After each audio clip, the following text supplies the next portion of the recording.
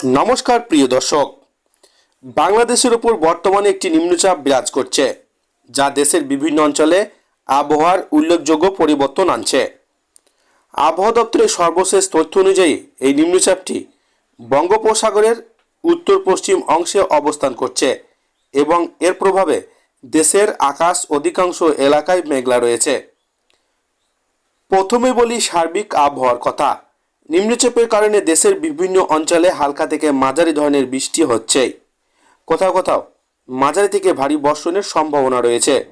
বিশেষ করে খুলনা, বরিশাল, চট্টগ্রাম ও সিলেট বিভাগের কিছু স্থানে ভারী বৃষ্টিপাত আনতে পারে। ঢাকা আশপাশের এলাকায় আকাশ আংশিক মেঘলা থেকে মেঘলা থাকতে পারে। দিনের বিভিন্ন সময়ে হালকা বৃষ্টি বা গুড়ি গুড়ি বৃষ্টি হতে পারে, তবে ভারী বৃষ্টির সম্ভাবনা তুলনামূলক কম।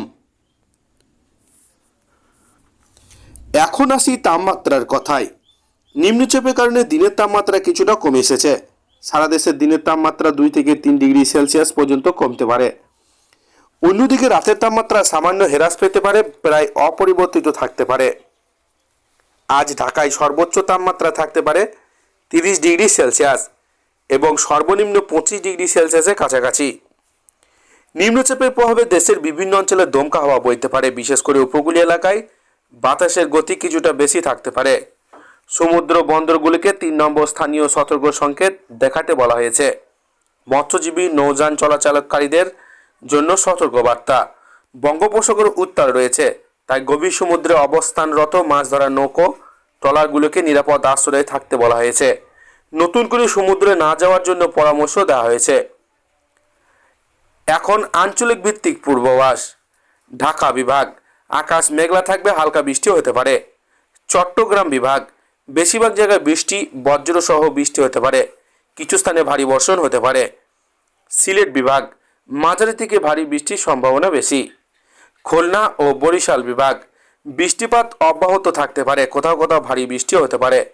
রাজশাহী ও রংপুর বিভাগ আংশিক মেঘলা আকাশ, হালকা বৃষ্টিও হতে পারে। এখন কৃষকদের জন্য কিছু পরামর্শ।